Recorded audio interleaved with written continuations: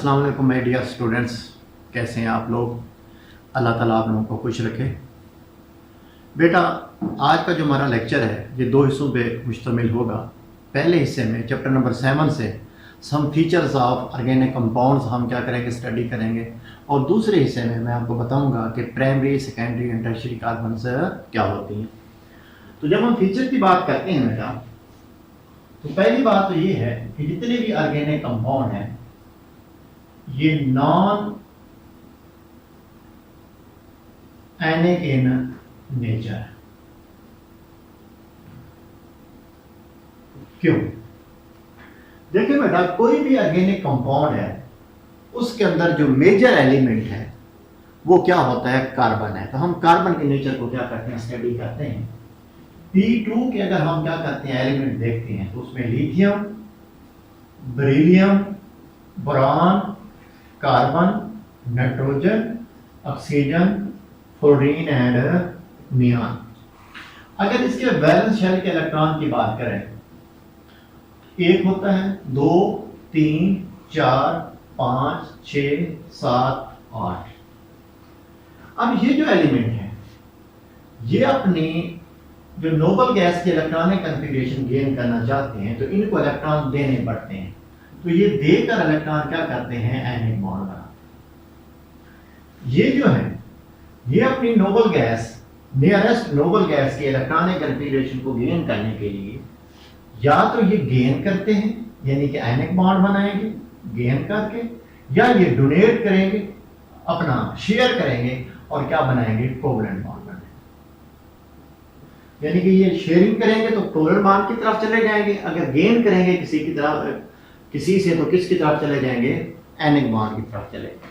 लेकिन जो कार्बन है इसके पास 4 इलेक्ट्रॉन मौजूद हैं, इसको मजीद 4 इलेक्ट्रॉन की क्या है, जरूरत है। तो इसलिए ये क्या करती है, शेयर करना क्या करती है, पसंद करती है, बराबरी की क्या करती है, बात करती है। ये कहते हैं कोई भी एटम है मेरे साथ 4 इलेक्ट्रॉन क्या करे, शेयर करे, और मैं नोबल गैस जैसी इलेक्ट्रॉनिक कॉन्फ़िगरेशन क्या कर लूँ, गेन कर लूँ। तो जब ये शेयर करेगी तो ये किसकी तरफ जाएगी, कोवलेंट बॉन्ड की तरफ जाएगी।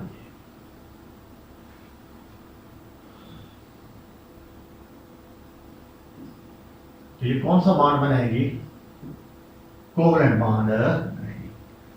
तो इसको पहले लिख लें। In general these are non-ionic in nature because carbon is in 4th group of the periodic table.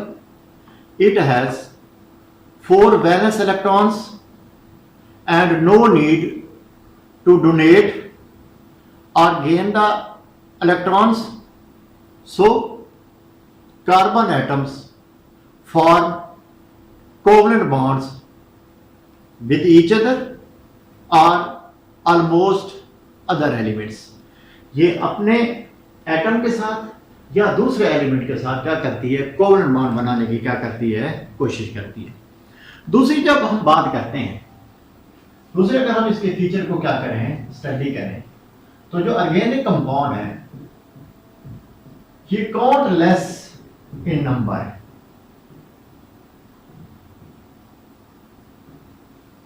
अनगिनत है, बहुत ज्यादा इस नेचर के अंदर क्या है, मौजूद है। बहुत ज्यादा हमने इनको आर्टिफिशियली तौर पे क्या किया हुआ है, तैयार किया हुआ है।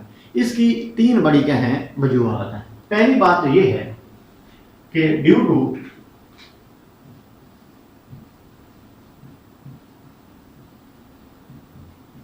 कैटिनेशन। किस वजह से, कैटिनेशन की वजह से।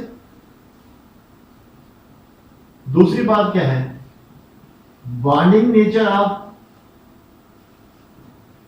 कार्बन, कार्बन एटम की बॉन्डिंग नेचर की वजह से। और जो तीसरी बात है वो आइसोमरिज्म की वजह से।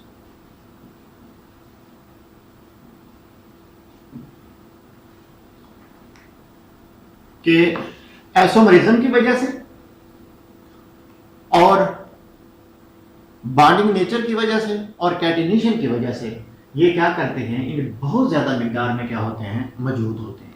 तो फर्स्ट ऑफ ऑल तो देखें कि व्हाट इज कैटिनेशन। कैटिनेशन बेटा क्या होती है, self linkage property of carbon atom, self linkage property of carbon atom in the form of long or ring chain is called catenation. कि कार्बन का atoms का आपस में क्या होना, लॉन्ग चेन की सूरत में या रिंग की सूरत में आपस में कनेक्ट होना क्या कहलाता है, कैटेनेशन कहलाता है। ठीक है। दूसरी बात है मल्टीपल बॉन्ड, कि कार्बन जो है ये क्या करती है, 4 सिंगल बॉन्ड भी बनाती है। कार्बन के क्या है, एक डबल और एक सिंगल बॉन्ड भी हो सकता है, या कार्बन के साथ एक ट्रिपल बॉन्ड और सिंगल बॉन्ड हो सकता है, या कार्बन के साथ 2 डबल बॉन्ड भी हो सकते हैं। एक तो ये इसकी नेचर है, और दूसरी बात क्या है कि कार्बन का अकेला एटम अगर ऑक्सीजन से बॉन्ड बनाना चाहे तो डबल बॉन्ड के साथ कनेक्ट हो सकता है अकेला एटम। ऑक्सीजन का एटम नाइट्रोजन के साथ बॉन्ड बनाना चाहे तो ट्रिपल बॉन्ड के साथ क्या हो सकता है, अटैच हो सकता है। फ्लोरीन के साथ बॉन्ड बनाना चाहे हैलोजन के साथ तो सिंगल बॉन्ड के जरिए क्या हो सकता है, कनेक्ट हो सकता है। यानी कि इसका सिंगल एटम कोई भी एटम है उसके साथ वैलेंसी को क्या कर सकता है, सेटिस्फाई कर सकता है। ठीक है। और तीसरी बात क्या है, तीसरी बात है आइसोमरिज्म की। ये आइसोमरिज्म क्या होता है बेटा, कि आइसोमरिज्म है मुख्तलिफ कंपाउंड जिनका मॉलिक्यूलर फार्मूला क्या हो, सेम हो, और वो फिजिकल और केमिकल प्रॉपर्टीज के लिहाज से एक दूसरे से क्या हो, मुख्तलिफ हो। वो जो उनकी फिजिकल और केमिकल प्रॉपर्टीज मुख्तलिफ होती हैं वो एटमों की तरतीब की वजह से विद इन द मॉलिक्यूल एटमों की जो अरेंजमेंट है वो क्या हो जाती है, चेंज हो जाती है, जिसकी वजह से एक कंपाउंड दूसरे कंपाउंड से प्रॉपर्टीज क्या रखता है, डिफरेंट रखता है। हालांकि उनका मॉलिक्यूलर फार्मूला क्या होता है, सेम होता है। तो पहले इसको लिख लें, फिर मैं आपको आगे बता देता हूं। Compounds which have same molecular formula but differ in physical and chemical properties due to different arrangement of atoms within the molecules are called isomers, and this phenomena is called isomerism। कि हम chemical bonding वाले chapter में पढ़ रहे हैं कि ये जो कोवलेंट बॉन्ड है ये डायरेक्शनल बॉन्ड होता है, और ये डायरेक्शनल बॉन्ड होने की वजह से ये क्या करते हैं, आइसोमर्स क्या करते हैं, बनाते हैं। अगर इस बात को हम देखें तो हमारे पास क्या है, अगर प्रोपेन है, ब्यूटेन की अगर हम बात करते हैं तो ब्यूटेन के बेटा 2 आइसोमर है, हालांकि ब्यूटेन के अंदर कितनी कार्बन होती हैं, 4। अगर हम बात करते हैं ऑक्टेन की, ऑक्टेन के अंदर मैंने आपको बताया है कि 8 कार्बन होती हैं, लेकिन उसके जो मुख्तलिफ आइसोमर बन सकते हैं, मैं ये स्ट्रक्चरल आइसोमर की बात कर रहा हूं, वो 18 बनते हैं। अगर हम बात करते हैं C10H22 की, 10 कार्बन है, इसके जो स्ट्रक्चरल आइसोमर बनते हैं वो 75 है। अगर हम बात करते हैं C15H32 की, तो इसके बेटा जो आइसोमर बनते हैं वो 4347, मोर देन 4000 से क्या होते हैं, ज्यादा होते हैं। तो आप जरा सोचें, ये तो अल्केन के स्ट्रक्चरल आइसोमर्स हैं, तो आइसोमरिज्म की तो बहुत ज्यादा क्या है, इकसाम है। तो ऑर्गेनिक कंपाउंड कितने होंगे, तो इसलिए मैं आपको बता रहा हूं कि जो ऑर्गेनिक कंपाउंड है वो काउंटलेस है, कैटेनेशन की वजह से, बॉन्डिंग ऑफ कार्बन की वजह से, बॉन्डिंग नेचर ऑफ कार्बन की वजह से, एंड आइसोमरिज्म की वजह से। तो इसलिए ये पॉइंट भी आपने क्या करना है, लिख लेना है। थर्ड इसका पॉइंट नोट कर लें, organic compound are less stable and therefore decompose on heating.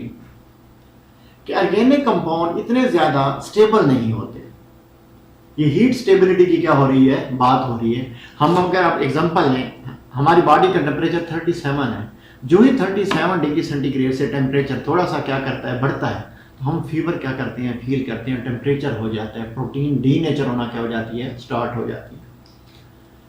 आगे हम चलते हैं।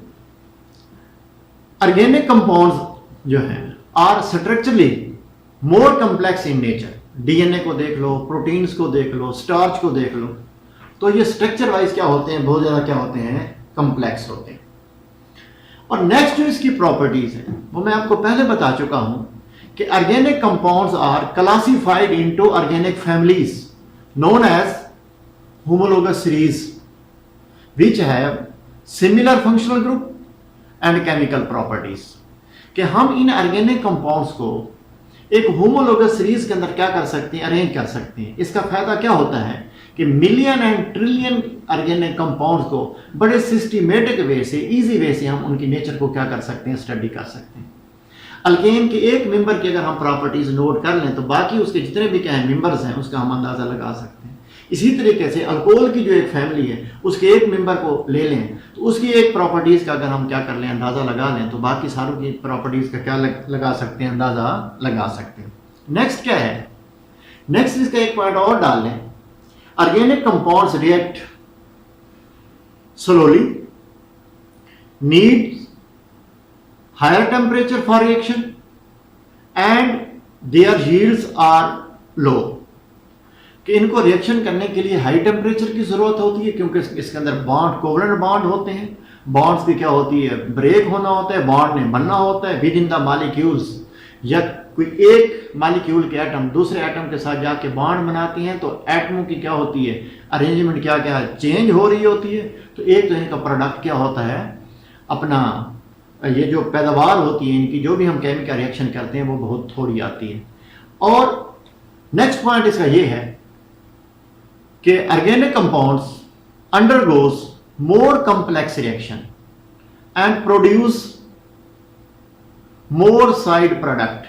कि जब हम एक स्पेसिफिक रिएक्शन करते हैं एक स्पेसिफिक प्रोडक्ट को बनाने की खातिर, तो उसके साथ साथ और प्रोडक्ट भी बन जाते हैं जो हमारे लिए बड़ी डिफिकल्टी क्या करते हैं, काज करते हैं। पर ये भी आगे चल के हम क्या करेंगे, स्टडी करेंगे। और नेक्स्ट इसका पॉइंट ये है, लास्ट पॉइंट जो आपकी बुक में दिया गया है कि organic compound have lower melting and boiling points. इनका मेल्टिंग एंड बॉइलिंग पॉइंट्स बहुत क्या होता है, कम होता है। And are insoluble in water. ये जनरली क्या होते हैं, पानी के अंदर इनसॉल्युबल होते हैं but dissolve easily in non polar solvent. जो नॉन पोलर सॉल्वेंट है जैसे बेंजीन हो गया, ईथर हो गया, जो ऑर्गेनिक सॉल्वेंट है उसके अंदर ये क्या हो जाते हैं, हल हो जाते हैं। तो ये कुछ मैंने आपको पॉइंट्स बता दी हैं। नॉन एनिक इन नेचर है, काउंटलेस हैं, melting point, boiling point, stability की बात कर ली, सॉल्युबिलिटी की बात कर ली, रेट ऑफ रिएक्शन की बात कर ली। तो इनको आपने क्या करना है, कॉपी कर लेना है। तो ये बोर्ड के एग्जाम में आ जाते हैं, बात का 3-4 नंबर का ये क्या आ जाता है, क्वेश्चन आ जाता है। तो इनको आपने क्या करना है, हर हाल में नोट करना है। चले बेटा, अब हम बात करते हैं degree of carbon and hydrogen. Degree of carbon and hydrogen. बेटा मैं आपके सामने एक मॉलिक्यूल लिखता हूं, CH3 CH3 CH2 CH3 CH3 CH3। देखें बेटा, इस कार्बन को देखें तो ये कार्बन इस मॉलिक्यूल के अंदर डायरेक्ट एक कार्बन से अटैच है। इसी तरीके से इस कार्बन को देखें तो ये कार्बन इस मॉलिक्यूल के अंदर डायरेक्ट एक कार्बन से अटैच है। ये कार्बन भी इस मॉलिक्यूल के अंदर डायरेक्ट एक कार्बन से अटैच है। इस कार्बन को देखें तो ये भी इस मॉलिक्यूल के अंदर डायरेक्ट एक कार्बन के साथ मजीद अटैच है। ये कार्बन भी इस मॉलिक्यूल के अंदर डायरेक्ट एक कार्बन से अटैच है। तो ऐसी कार्बन जो डायरेक्ट एक कार्बन के साथ मजीद एक कार्बन के साथ अटैच हो वो 1 डिग्री कार्बन कहलाती है, प्राइमरी कार्बन कहलाती है। तो primary carbon is a carbon bonded to only 1 carbon atom, जो मजीद एक कार्बन एटम के साथ क्या हो, अटैच हो। तो ये भी 1 डिग्री होगी। ये भी 1 डिग्री, ये भी 1 डिग्री और ये भी 1 डिग्री। अब अगर इस कार्बन की बात करते हैं तो ये इस मॉलिक्यूल के अंदर डायरेक्ट 2 कार्बन के साथ अटैच है, इधर भी अटैच है, इधर भी अटैच है। तो ये कार्बन क्या कहलाती है? 2 डिग्री कार्बन कहलाती है, टर्शरी कार्बन कहलाती है, और सॉरी सेकेंडरी कार्बन कहलाती है। Secondary carbon is a carbon bond to 2 other carbon atom, जो मजीद 2 कार्बन एटम के साथ क्या हो? अटैच। अगर इसकी बात करें तो इसके अंदर बेटा ये कार्बन जो है डायरेक्ट 3 कार्बन एटम के साथ अटैच है। तो ये कौन सी कार्बन है? 3 डिग्री कार्बन है, टर्शरी कार्बन है। ऐसी कार्बन जो मजीद 3 कार्बन के एटम के साथ क्या हो? Attach. Tertiary carbon is a carbon bonded to 3 other carbon atom. अगर हम इस कार्बन की बात करते हैं तो ये कार्बन डायरेक्ट 4 कार्बन के साथ अटैच है। तो ये क्या कहलाती है? 4 डिग्री कार्बन कहलाती है।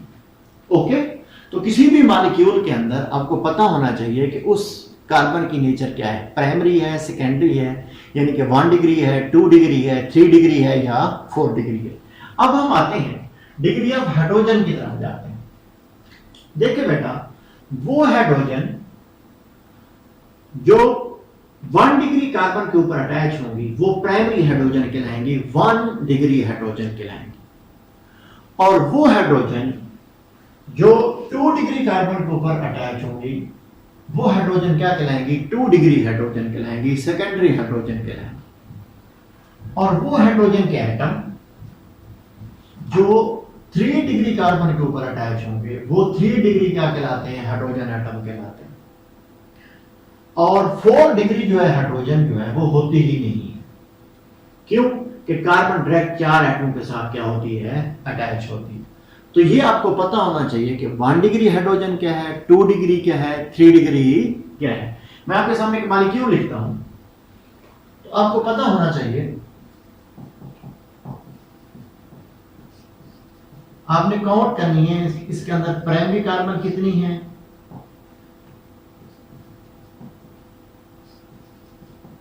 सेकेंडरी कार्बन कितनी है। इस तरीके से आपने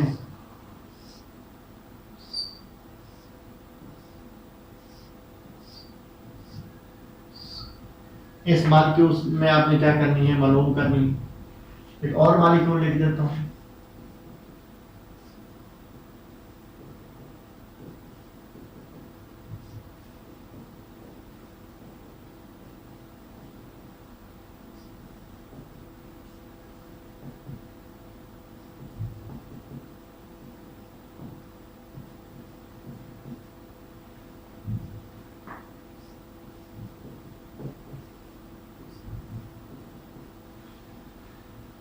ये जो मैंने 3 मॉलिक्यूल लिख दी हैं, 1,